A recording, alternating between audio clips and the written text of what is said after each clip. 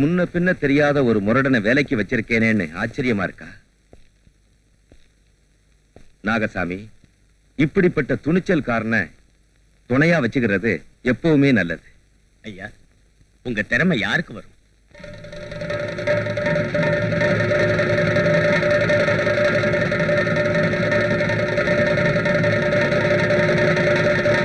அந்த சின்னத்துறை இன்னும் 2 மாசத்துல விடுதலை ஆயிடுவான்னு உனக்கு நல்லா தெரியும். அப்படி இருந்தும் அடிக்கடி இங்க வந்து அவனை பார்த்தே ஆகணுங்கிற. அவனும் யாரையும் பார்க்க மாட்டேன்னு அடம் பிடிக்கிறான். என்னப்பா இதெல்லாம்? இப்ப அவன் என்ன பார்க்கலன்னா பரவாயில்ல. 2 மாசத்துக்கு அப்புறம் நான் அவனை ஒரேடியா பாத்துக்கிறேன். இந்த கத்தி உங்க இடுப்புல தொங்குறதை விட இங்க வைக்கிறதா ரொம்ப பொருத்தமா இருக்கு.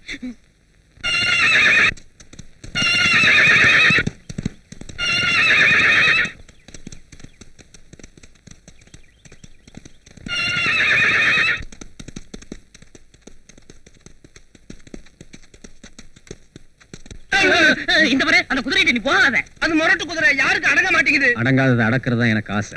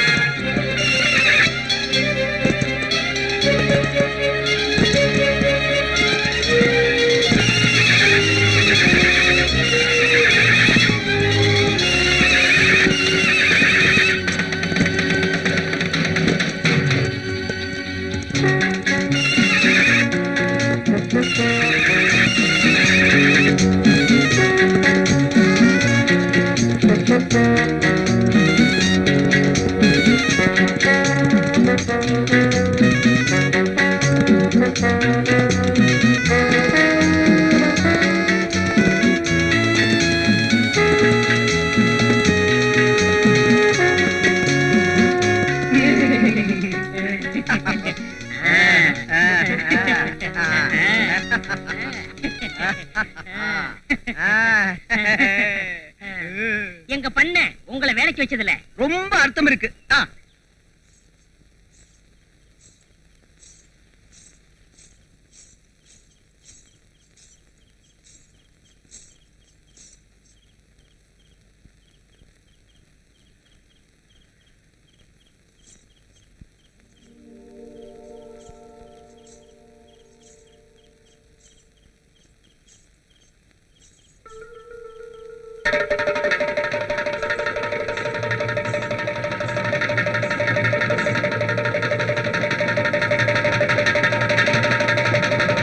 பிச்சை, நாம 2 பேரும் ஒரு தாய் வயித்துல பிறக்கலையே தவிர நீ அண்ணன் தம்பிடா, அண்ணன் தம்பி.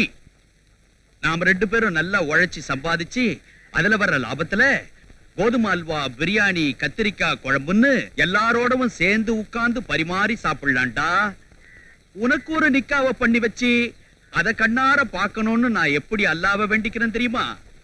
ஆனா அல்லாஹ் பிச்சை, நீதாண்டா எனக்கு சரியா ஒத்துழைக்க மாட்டேன்றே மக்கார் பண்ற. நீ இருந்தாலும் என் மனசு கேட்கல. உனக்கு வேலைக்கு என்ன ஆகாரம் போடணுமோ அத போட்டுறேன். பா, என்ன இந்த அசத்துது?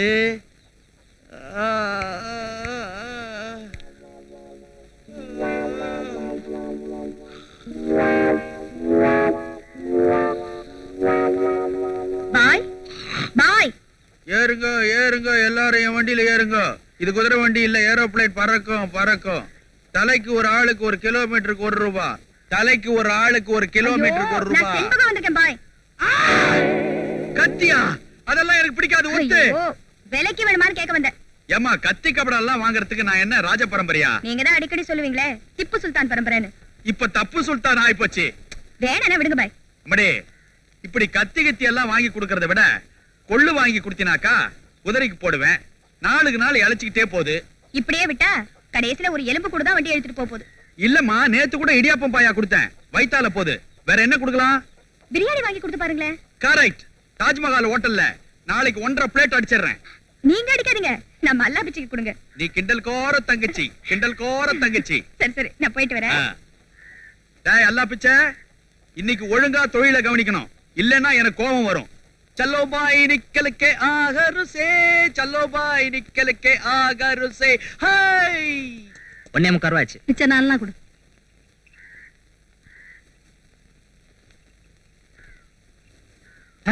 என்னம்மா இது? காய்கறி நறுக்கிற அருவா.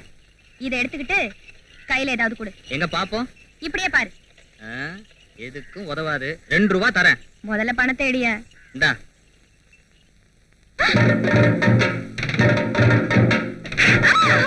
யோ யோ யோ, என்ன அது அநியாயமா இருக்கு? யார் யா நீ?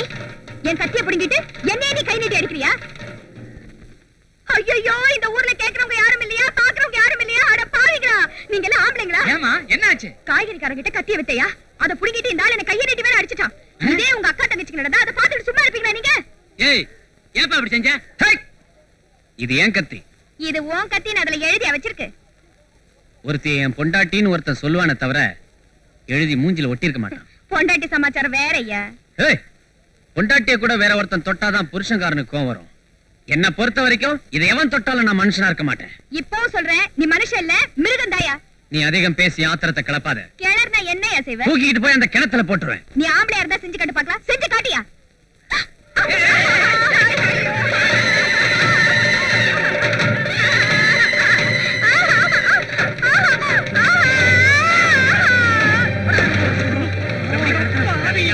யார பார்த்த ஆம்பளையா இருக்க?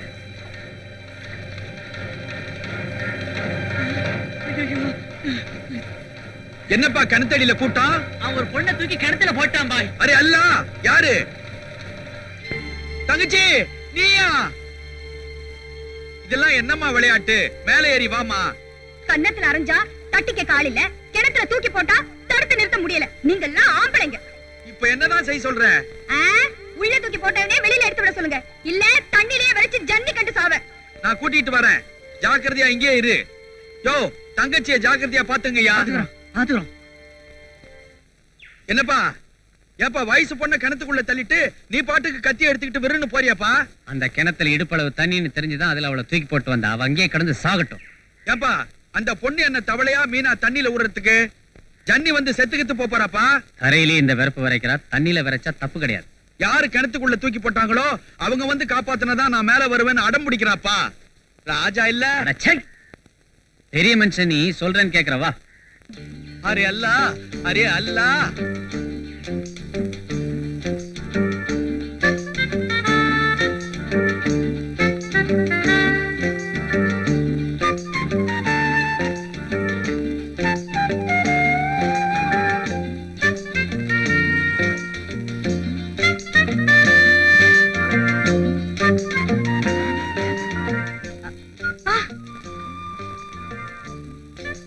புண்ணியவா, தங்கச்சியை காப்பாத்திட்ட, ரொம்ப நன்றிப்பா. எதுக்காக அந்த ஆளுக்கு நன்றி சொல்றீங்க?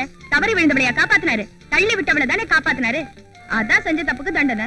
அப்ப செஞ்ச தப்புக்கு தண்டனை கொடுத்தே ஆகணுங்கிற? என்னையா சொல்ற நீ? ராத்திரி லாயத்துல பூந்து கத்திய திருடிட்ட உன்னை நான் சும்மா விட மாட்டேன். அப்படியா கதை? யானை கொழுத்தா தன் தலையிலேயே மண்ணை வாரி போட்டுக்கோன்னு சொல்லுவாங்க. அந்த மாதிரி உன் வாயாலேயே நீ கெட்டு இருக்கியா? காப்பாத்துங்க பாய்.